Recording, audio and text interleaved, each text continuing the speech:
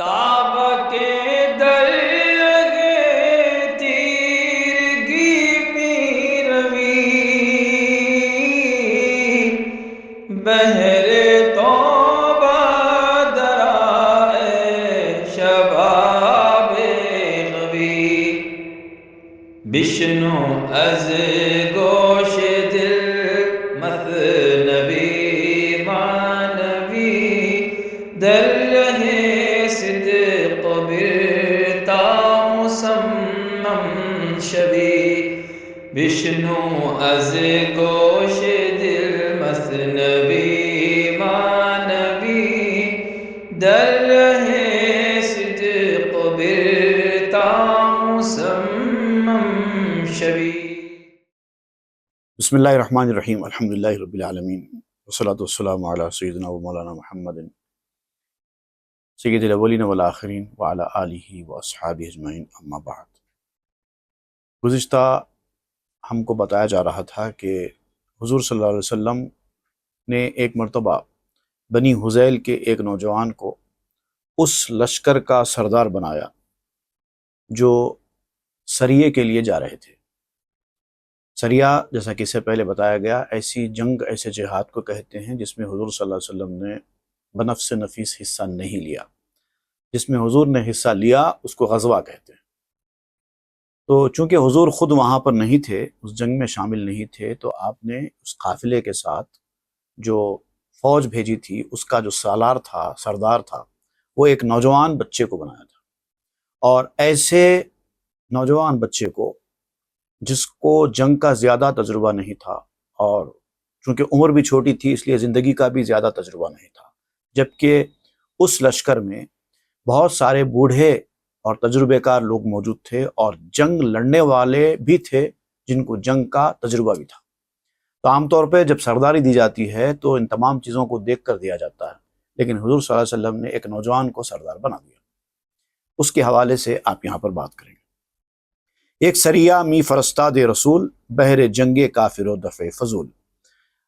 حضور صلی اللہ علیہ وسلم ایک لشکر بھیج رہے تھے کافروں سے جنگ کے لیے، اور جو فضول قسم کے لوگ ہیں، جو خراب لوگ ہیں، ان کی جو شرانگیزیاں ہیں اس کو ختم کرنے کے لیے ایک لڑائی ہو رہی تھی۔ یک جوان را گزیدو از حذیل، میر لشکر کردشو سالار خیل۔ تو آپ نے بنی حذیل، ایک قبیلہ تھا، اس قبیلے کے ایک نوجوان کو سپہ سالار کے طور پر منتخب فرما دیا اور اس کو لشکر کا امیر اور لشکر کا سالار، سپہ سالار بنا دیا۔ اصل لشکر بے گماں سرور بود، قوم بے سرور تنے بے سر بود۔ اور جب کوئی قافلہ بھیجنا ہوتا ہے، جب کوئی لشکر تیار کرنا ہوتا ہے، جب کوئی جماعت تیار کرنی ہوتی ہے، تو اس کا ایک سردار یقیناً مقرر کیا جاتا ہے، کیونکہ سردار کے اوپر اس لشکر کی بنیاد قائم ہوتی ہے، اسی کے اوپر اس کی طاقت ٹکی ہوئی ہوتی ہے۔ جیسے ہم جماعت بناتے ہیں تو ایک امام ضرور ہوتا ہے، جیسے ایک سے زیادہ لوگ سفر پہ جاتے ہیں تو ایک امیر سفر ہوتا ہے، تو اسی طریقے سے ہر جماعت، ہر تنظیم، ہر ایک کا ایک ایک سپہ سالار ہوتا ہے، ایک سردار ہوتا ہے۔ تو جب بھی کوئی کئی لوگوں پر مشتمل جب قافلہ یا لشکر بھیجتے ہیں تو اس کو ایک سردار بناتے ہیں، کیونکہ سردار ضروری ہوتا ہے۔ قوم بے سرور تنے بے سربوت۔ آپ کہتے ہیں کہ ایسی قوم جس کا کوئی سردار نہیں ہے، کوئی بھی قوم ہے جس کا اپنا کوئی سردار نہیں ہے تو اس جسم کے مانند ہے جس کا کوئی سر نہیں ہے۔ یعنی بے سردار کے قوم بالکل ایسی ہوتی ہے جیسے بے سر کا جسم۔ اتنا اہم ہوتا ہے سردار کا ہونا۔ این ہما کے مردہ و پشمردئی، زابوت کے ترک سرور کر دئی۔ یہ جو تو بالکل مردہ اور پشمردہ ہے اے مسلمان، آج جو تیری حالت ہے، ہر طرف مسلمانوں کی حالت جو پشمردہ ہو گئی ہے، ہر طرف ذلیل ہو رہے ہیں، ہر طرف ہزیمت کا شکار ہیں، ان کی حالت پشمردہ ہو گئی ہے، اس کی وجہ یہی ہے کہ تو نے سردار کو چھوڑ دیا ہے۔ آج ہماری قوم کا کوئی سردار، کوئی ان کی رہنمائی کرنے والا نہیں ہے۔ اختلافات میں اتنے الجھ گئے ہیں کہ سرداری کی اہمیت کو ماننے کے لیے تیار نہیں ہے، کسی کو اپنا بڑا ماننے کے لیے تیار نہیں ہے۔ ہم ہی بڑے ہیں، ہم کسی کی کیوں سنیں، اس طرح کا ایٹیٹیوڈ ہمارا ہو گیا ہے۔ اسی لیے بے سردار کی قوم بے سر کے جسم کی طرح ہو کر رہ گئی۔ اس کسل وز بخل وز ماؤ منی می کشی سرخیش را سر می کنی۔ کسی کو اپنا سردار ماننے سے انکار کرنے والے جو ہوتے ہیں وہ 3 طریقے کے ہوتے ہیں، 3 اسباب ہوتے ہیں اس کے۔ جب کوئی کسی کو اپنا سردار نہیں مانتا تو اس کے 3 اسباب ہوتے ہیں۔ ایک تو سستی، اس کی اہمیت جانتے ہی نہیں ہے، کاہل ہیں، ترقی کرنا ہی نہیں چاہتے، ان کو سردار کی ضرورت کیا ہے، وہ ہمیشہ پسپائی میں ہی جینا چاہتے ہیں، اسی لیے ان کو سردار کی ضرورت محسوس نہیں ہوتی۔ دوسرے بخل، کنجوسی، کچھ کرنا نہیں چاہتے، کچھ خرچنا نہیں چاہتے، سردار ہوگا تو کچھ کرنے کے لیے کہے گا، کام کے لیے بلائے گا، لہٰذا سردار ہی مت بناؤ، کام سے جی چھڑاؤ۔ سردار ہوگا تو مال دولت خرچ کرنے کے لیے بولے گا، وہ ہوتا نہیں ہے، اپنے من مانی کرنا ہے، تو لہٰذا سردار سے جی چھڑاؤ۔ اور خودی اور انانیت تیسری چیز ہے، سیلف انسان کا بڑا خطرناک ہوتا ہے، میں ہوں جو کچھ ہوں، کیوں کسی کو مانوں، میں کسی کے سامنے کیوں جھکوں، سب انسان برابر، ہم کیوں جھکیں کسی کے سامنے، کیوں کسی کو اپنا سردار اپنا بڑا مانے۔ یہ 3 وجوہات ہوتے ہیں جس کی وجہ سے انسان کسی کو سردار بنانا پسند نہیں کرتا۔ می کشی سرکشی کرتا ہے۔ اگر کوئی کسی کو سردار بنانا ہی نہ چاہے تو وہ آدمی سرکش ہے۔ خیش را سر می کنی، اور اپنے آپ کو سردار بنا کر رکھنا چاہتا ہے، میں بنوں گا تو سردار ہی بنوں گا، نہیں تو کچھ نہیں بنوں گا، میں بنوں گا تو امام ہی بنوں گا، نہیں تو نماز ہی نہیں پڑھوں گا، اس طریقے کا معاملہ ہے یہ۔ ہم چو استورے کہ بگزیرت زبار او سرے خود گیرد اندر کوہسار۔ اس گدھے کی طرح ہے ایسے آدمی کی مثال جو کہ بوجھ سے بھاگتا ہے۔ جو گدھا بوجھ سے بھاگتا ہے، مالک کے ساتھ کام کرنے سے پیچھے ہٹتا ہے، وہ پہاڑ کا راستہ لے لیتا ہے۔ ایک گدھا ہوتا ہے جو کسی مالک کے اشارے پر چلتا ہے، مالک اس کے پیٹھ کے اوپر بوجھ ڈالتا ہے تو وہ بوجھ لے کر اپنا کام انجام دیتا ہے، مالک اس کو جو کرنے کے لیے کہے وہ کرتا ہے، پیٹھ پہ وزن ڈال کر۔ تو مالک کیا کرتا ہے، اس کے کھانے پینے کا خیال بھی کرتا ہے، اس کو بیمار پڑ جائے تو دوا دارو بھی کرتا ہے، کیونکہ وہ مالک کا گدھا ہے۔ لیکن جو بوجھ اٹھانے سے انکار کر دے، مجھ سے کام نہیں ہوتا، اگر یہ کہہ کر نکل جائے پہاڑوں کے بیچ، بے مالک کا ہو کر، بے سردار کا ہو کر رہ جائے تو کیا ہوتا ہے؟ آپ کہتے ہیں صاحبش در پہ دواں کہ خیر اثر، ہر طرف گرگیست اندر قصد خر۔ اس کا مالک پیچھے ہوتا ہے، اس کے پیچھے جاتا ہے، اے گدھے کدھر جا رہا ہے، اے سرکش کدھر جا رہا ہے، آ میرے پاس، آ میرے پاس۔ وہ نہیں آتا ہے، وہ چلا جاتا ہے۔ اب وہ پہاڑوں کے اوپر چلا جاتا ہے آزادی حاصل کرنے کے لیے، وہاں پر ہر طرف بھیڑیے ہوتے ہیں جو گدھوں کی تلاش میں گھومتے رہتے ہیں، جیسے ہی کوئی گدھا ملے اس کے اوپر وہ حملہ کر دے۔ غرض چشمم ای زماں غائب شوی، پیش تائد ہر طرف گرگ قوی۔ اب سردار اس سے کہتا ہے کہ اگر تو اس وقت میری نظر سے غائب ہو جائے گا، جب تک تو میرے ساتھ ہے بھیڑیے تجھ پر حملہ نہیں کر پائیں گے، لیکن اگر تو میری نظر سے غائب ہو جائے گا، میں تو ایک وقت تک تیرے پیچھے آؤں گا، تجھے سمجھاؤں گا، مناؤں گا، اس کے بعد بھی اگر تو نہ مانے تو تجھے تیرے حال پہ چھوڑ دوں گا، تو پہاڑوں پر چلا جائے گا۔ اس کے بعد ہر طرف سے بھیڑیے تیرا انتظار کریں گے، تیرے تلاش میں ہوں گے، لیکن جب تک تو میرے پاس ہے کوئی بھیڑیا تیرے اوپر حملہ نہیں کر سکتا۔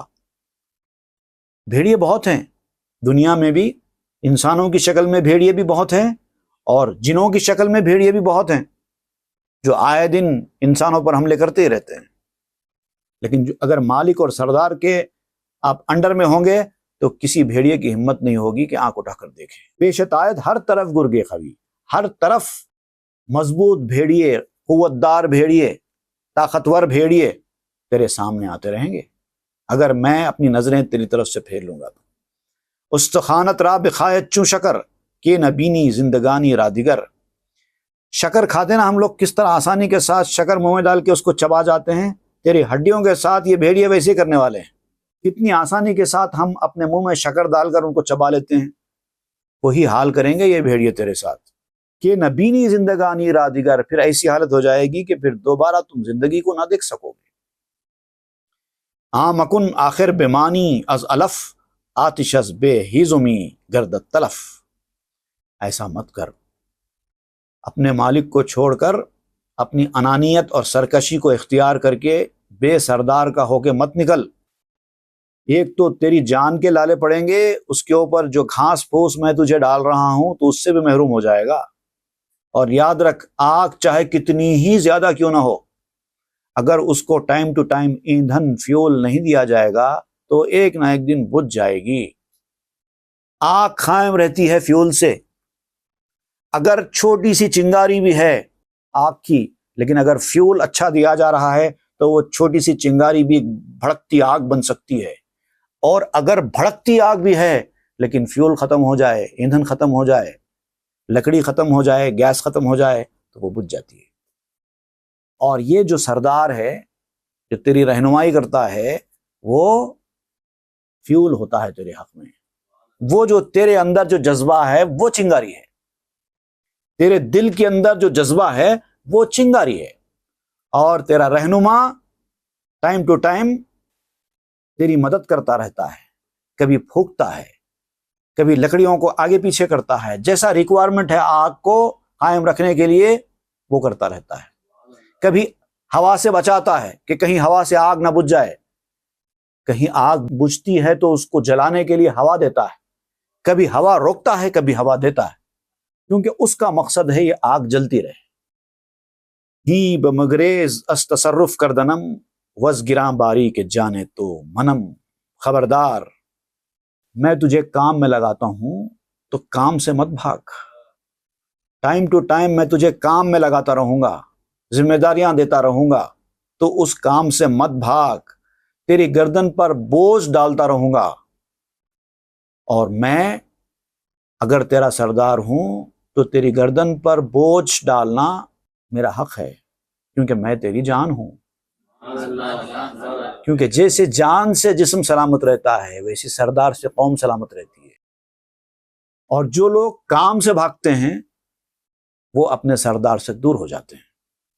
تو ستوری ہم کے نفست غالبست، حکم غالب را بود اے خود پرست۔ یاد رکھ، اگر تو نے کام سے اپنے آپ کو دور کر لیا تو گدھا ہے، اور ایسا گدھا ہے جو کام سے دور بھاگتا ہے۔ تیرا نفس اصل میں گدھا ہے، تیرا نفس اصل میں گدھا ہے، اور روح گدھے پر سوار ہونے والی سواری ہے۔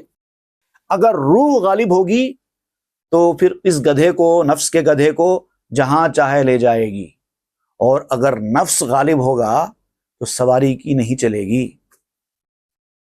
اور جو چیز غالب آتی ہے حکم اسی پہ لگتا ہے۔ حکم غالب را بود اے خود پرست، اے خود پرست انسان، اپنے آپ کو دیکھنے والے، حکم غالب چیز پہ لگتا ہے، جو چیز کم ہوتی ہے اس پہ نہیں لگتا۔ نفس گدھا ہے، اگر نفس تمہارا غالب ہو جائے تو تمہاری روح پر بھی نفس کا حکم لگے گا، روح کو بھی گدھا کہا جائے گا، کیونکہ جو گدھا ہے وہ غالب ہے۔ اور اگر گدھے کے اوپر روح غالب ہے، نفس کے اوپر روح غالب ہے، تو حکم بھی روح کا لگے گا، جسم پر بھی حکم روح کا لگے گا۔ اصل حکم غالب پر لگتا ہے۔ جیسے روٹی ہوتی ہے، آپ روٹی پکاتے ہیں تو اس کے اندر آٹا بھی ڈالتے ہیں، اس کے اندر نمک بھی ڈالتے ہیں، لیکن آج تک کسی نے کہا ہے نمک کی روٹی؟ سب نے کہا ہے آٹے کی روٹی، گیہوں کی روٹی، جواری کی روٹی، حالانکہ نمک ہوتا ہے، نمک کو کوئی پوچھتا بھی نہیں ہے۔ قرآن مجید میں فرشتوں کے سجدہ کرنے کے حوالے سے اللہ تعالیٰ نے کئی جگہ فرمایا فسجد الملائکۃ کلہم اجمعون الا ابلیس، سارے فرشتوں نے سجدہ کیا سوائے ابلیس کے۔ تو کیا ابلیس فرشتہ تھا؟ ابلیس فرشتہ تو نہیں تھا، تو پھر یہ کیا بات ہوئی؟ سارے فرشتوں نے سجدہ کیا سوائے ابلیس کے۔ ایسا ہو سکتا تھا نا کہ فرشتوں نے سجدہ کیا ابلیس نے سجدہ نہیں کیا، جملہ ایسا ہو سکتا تھا کہ فرشتوں نے سجدہ کیا ابلیس نے سجدہ نہیں کیا، ایسا نہیں کہا گیا، سارے فرشتوں نے سجدہ کیا سوائے ابلیس کے۔ تو اگر ابلیس بھی فرشتہ ہوتا تو جب ایسا جملہ سمجھ میں آتا تھا، لیکن یہاں پر اس لیے کہا گیا ہے کہ حکم غالب پر لگتا ہے۔ فرشتے بہت زیادہ ہیں، ابلیس ایک ہے، تو اس لیے ابلیس کو بھی فرشتوں کی صف میں ذکر کر دیا گیا۔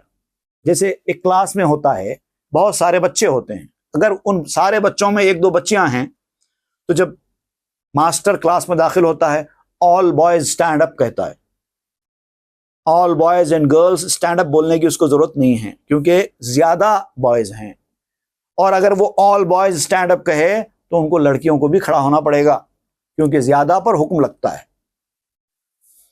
تو اگر آپ کا نفس غالب ہے تو آپ کی روح کے اوپر بھی نفس کا حکم لگے گا، اگر آپ کی روح غالب ہے تو آپ کے نفس پر بھی آپ کے روح کا حکم لگے گا۔ خرن خاندت اسب خاندت ذوالجلال، اسب تازی را عرب گویت تعال۔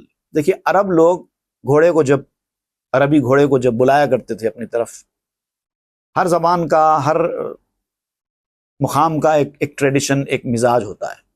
جیسے ہمارے پاس بھی لوگ کتے پالتے ہیں تو ایک خاص قسم کی ٹرمینالوجی ہوتی ہے کتوں کو بلانے کی، بلیوں کو بلانے کے لیے خاص آواز نکالی جاتی ہے، وہ آواز سن کر بلی آ جاتی ہے۔ اسی طرح گھوڑوں کو بلانے کے لیے عرب لوگ تعال کہا کرتے تھے، گھوڑے کو پکار کر تعال کہا کرتے تھے۔ اب وہ تو خیر اب انسانوں کے لیے بھی وہی لفظ استعمال ہونے لگا ہے، لیکن اصل یہ لفظ گھوڑوں کو بلانے کے لیے استعمال ہوتا تھا، ادھر آؤ، کم ہیئر کہنے کے لیے۔ تو اب اللہ تعالیٰ نے انسانوں کو بھی اس طرح سے تعال کہہ کر پکارا، حالانکہ یہ انسان جو ہدایت کے راستے پر نہیں ہیں، گھوڑے نہیں ہیں، گدھے، تو گدھوں کو گدھوں کے الفاظ میں پکارنا تھا، لیکن اللہ تعالیٰ نے گدھوں کی لینگویج استعمال نہیں کی، بلکہ گھوڑے کے لیے جو لفظ استعمال کیا جاتا ہے وہ استعمال کیا۔ اللہ تعالیٰ نے تجھے گھوڑا کہا ہے پکارنے کے لیے۔ قرآن مجید میں جہاں بھی اس طرح استعمال ہوا ہے، اب دیکھیے تعال کا لفظ استعمال ہوا ہے۔ قل تعالو، سورہ الانعام آیت نمبر 151، قل تعالو اتل ما حرم ربکم علیکم۔ اسی طریقے سے سورہ آل عمران میں آیا ہے آیت نمبر 61 میں، قل تعالو ندعو ابناءنا و ابناءکم۔ پھر سورہ آل عمران میں آیت نمبر 64 میں آیا ہے، تعالو الی کلمۃ سواء بیننا و بینکم۔ پھر سورہ آل عمران میں آیت نمبر 167 میں آیا ہے، وقیل لہم تعالوا قاتلوا فی سبیل اللہ او ادفعوا۔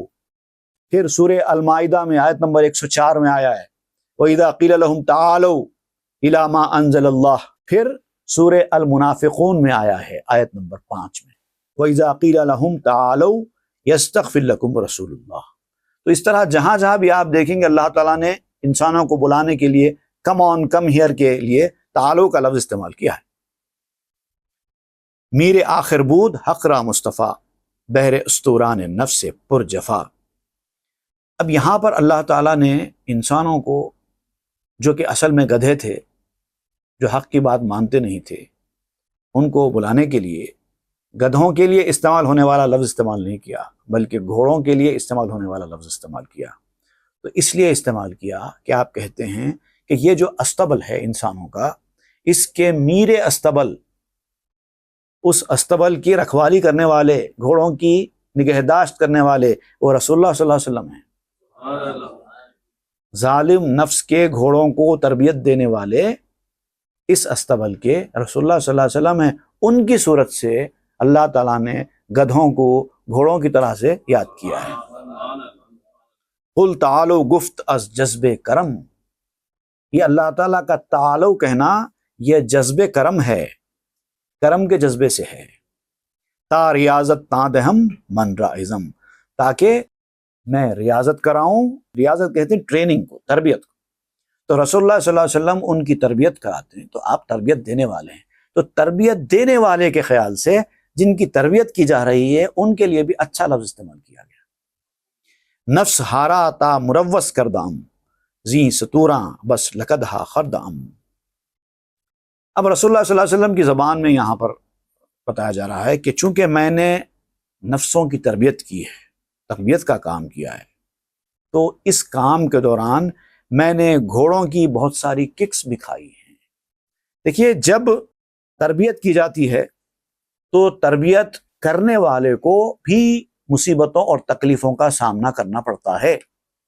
تو رسول اللہ صلی اللہ علیہ وسلم نے بھی انسانوں کی تربیت کے اس کام میں بہت سی تکلیفیں اٹھائی ہیں، تب جا کے تربیت کا مرحلہ ہوتا ہے۔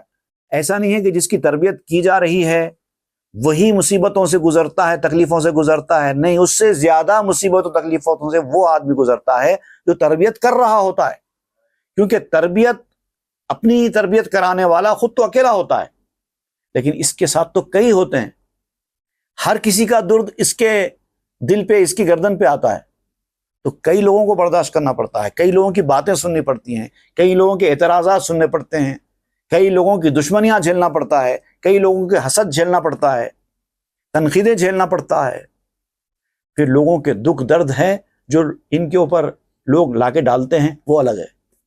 تو تربیت کرنے والے کو بہت زیادہ مصیبتوں کا سامنا کرنا پڑتا ہے۔ ہر کجا باشد ریاضت بارے، از لقد ہائش نباشت چارے۔ جہاں کہیں بھی کوئی بھی تربیت کرانے والا ہو، اس کے لیے یہ گھوڑوں کی دو لتیوں سے بھاگنے کا کوئی راستہ نہیں ہے۔ یہ ککس، دو لتی سے پہلے ہم پڑھ چکے ہیں، گھوڑا جب پیچھے کی طرف اپنے پاؤں مارتا ہے اس کو کہتے ہیں دو لتی، کھڑے کھڑے دونوں پاؤں اپنے پیچھے کی طرف مارتا ہے۔ تو تربیت کرنے والا، گھوڑے کی تربیت کرنے والا کبھی کبھی گھوڑوں کے مار بھی کھا لیتا ہے، وہ تربیت میں ہوتا ہے، لوگوں کی باتیں برداشت کرتا ہے، لوگ کہنے کو کہہ جاتے ہیں، اتنا سوچتے نہیں ہے کہ میں اتنا جملہ کہہ رہا ہوں، سامنے والے کے اوپر کیا بیتے گی اس کی، بول دیتے ہیں، ان کے دل کے اوپر اس کا اثر ہوتا ہے۔ تو جو ریاضت کرنے والا ہوتا ہے اس کو اس طرح کی دو لتیوں سے بھاگنا نہیں ہے، اس کی امید رکھنا ہے۔ تربیت کرنے والے کو ایسی باتیں سننے کے لیے اپنے دل کو تیار کرنا ہوگا۔ لاجرم اغلب بلا بر انبیاست کے ریاضت دادن خامہ بلاست۔ آزمائش تو سب کی ہے، لیکن بڑی آزمائش تو نبیوں کی ہی ہوئی ہے۔ وہ بڑے لوگ ہیں، بڑوں کے ساتھ آزمائشیں بھی بڑی ہوتی ہیں کہ ریاضت دادن خامہ بلاست۔ اور یہ جو اناڑی لوگ ہیں جو ان کی تربیت میں آتے ہیں، پہلے اناڑی تھے، کچے تھے، ان لوگوں کی تربیت کرنا خود اپنے آپ میں ایک مصیبت ہے۔ ایک ایسے آدمی کو جس کو کچھ نہیں معلوم ہے، ٹیڑھا راستہ چل رہا ہے، اس کو سیدھے راستے پر لے کے آنے میں کتنی محنت اور کتنی مشقت ہوتی ہے، وہ سب انہوں نے برداشت کی ہے۔ سک سکانید از دمم یرغا رویت، تا یواشو مرکب سلطان شوید۔ تم سست رفتار گھوڑے ہو، اگر تم کو ہم گھوڑا مان بھی لیں تو یاد رکھو تم سست رفتار گھوڑے ہو۔ اگر میری تعلیم تم کو حاصل ہوگی تو پھر تم تیز رفتاری کے ساتھ چل پاؤ گے، تاکہ پھر ایسے گھوڑے بن جاؤ جو بہت ہی نرم رفتاری کے ساتھ اسموتھ دوڑنے والا ہو، اور ایسا ہوگا تو پھر شاہ کی سواری حاصل ہوگی۔ تا یواشو مرکب سلطان شوید۔ یواش اصل میں فارسی لفظ نہیں ہے، یواش ترکی زبان کا لفظ ہے، آپ نے یہاں پر استعمال کیا ضرورت شیری کے تحت۔ بہت ہی اچھی رفتار والا گھوڑا۔ بادشاہ لوگ جب گھوڑے کا انتخاب کرتے ہیں تو یہ سب دیکھتے ہیں، وہ دوڑنے میں کیسا ہے، وہ دیکھ کر پسند کرتے ہیں۔ تو تم بادشاہ کی سواری والے گھوڑا اگر بننا چاہتے ہو تو تربیت میں آنا ہوگا۔ قل تعالو گفت حق، اے ستوران ملول اندر سبق۔ اللہ تعالیٰ نے جو فرمایا ہے جا بجا قرآن مجید میں، قل تعالو، اے نبی آپ کہیے کہ آؤ آؤ آؤ، آپ کہیے آؤ آؤ۔ گھوڑ سواری کی دوڑ میں دوڑنے والوں، عاجز گھوڑوں، آؤ، تم کو تیار کیا جائے گا، گھوڑ سواری کے میدان کے قابل بنانے کے لیے تم کو تیار کیا جائے گا۔ قل تعالو گفت رب، اے ستوران رمیدہ از ادب۔ اللہ تعالیٰ نے فرمایا ہے کہ آؤ، کہیے کہ آؤ آؤ، نبی کو حکم دیا جا رہا ہے کہ آؤ آؤ آؤ، اے ادب سے بھاگے ہوئے گھوڑوں آؤ۔ قل تعالو گفت ہے، اے ستوران فسردہ رگ پے۔ اللہ تعالیٰ نے فرمایا کہ آؤ آؤ آؤ، اے سست اور رگ اور پٹھے والے گھوڑوں آؤ۔ تمہاری جو رفتار ہے بہت سست ہے، جس رفتار سے تم کو منزل پر پہنچنا ہے اس رفتار سے تم نہیں دوڑ رہے ہو۔ کہیں ایسا نہ ہو کہ تمہاری زندگی کا وقت منزل کے پہنچنے سے پہلے ہی ختم ہو جائے۔ تم کو اپنی رفتار تیز کرنی ہے، نہ صرف تیز کرنی ہے بلکہ سلامتی کے ساتھ دوڑنا ہے، اچھی رفتار، عمدہ رفتار کے ساتھ دوڑنا ہے، عمدہ طریقے سے دوڑنا ہے۔ گر نیائن دے نبی غمگی مشو، زاں دو بے تمکی تو پر اسکی مشو۔ اے نبی آپ کا کام بلانا ہے، دعوت دینا ہے، ان کو اچھے کام کی طرف راغب کرنا ہے، آپ کریے، اور اگر وہ آئیں تو ٹھیک ہے، نہ آئیں تو غمزدہ مت ہوئیے۔ کچھ لوگ نہیں بھی آئیں گے، ایسے لوگ بھی ہوتے ہیں جن کو دعوت دی جاتی ہے، بلایا جاتا ہے تو وہ جانتے بوجھتے نہیں آتے، کیونکہ کام چور گھوڑے ہیں نا، گدھے ہیں، جب ان کو کام کی بات کہی جاتی ہے تو وہ فوری بھاگ جاتے ہیں کام سے جی چرانے کے لیے۔ اور ایسے دو چار بے وقت جس کی کوئی ویلیو نہیں ہے، ایسے دو چار لوگوں کے نہ آنے سے آپ کو غصے میں نہیں آنا چاہیے۔ نہیں آتے ہیں مت آنے دو، کیا فرق پڑتا ہے؟ تمہارے دو چار لوگوں کے، گھٹیا قسم کے لوگوں کے نہیں آنے سے کیا فرق پڑتا ہے؟ گوش بازے زی تعالو ہا کرست، ہر ستور را سب تبلے دیگرست۔ بعض لوگ ایسے ہوتے ہیں جب ان کو کام کے لیے بلایا جاتا ہے تو آواز سن کر بہرے ہو جاتے ہیں، ان کو سنائی نہیں دیتا۔ جب ان کو بلایا جائے تو وہ بات ان کو سنائی ہی نہیں دیتی، کیونکہ کام ہے، سنتے ہی نہیں ہیں۔ کیونکہ ہر گھوڑے کا استبل دوسرا ہوتا ہے، وہ یہ استبل کے گھوڑے نہیں ہیں، کیا کریں۔ منہزم گردند بازے زیندا، ہست ہر اسپے طویل او جدا۔ اور بعض ایسے گھوڑے ہوتے ہیں جن کو سنائی تو دیتا ہے، ایسا نہیں ہے کہ وہ بہرے ہیں، سنائی دیتا ہے لیکن سن کر بھی پیچھے ہٹ جاتے ہیں، توجہ دینا نہیں چاہتے، کیونکہ وہ گھوڑوں کا استبل بھی الگ ہے۔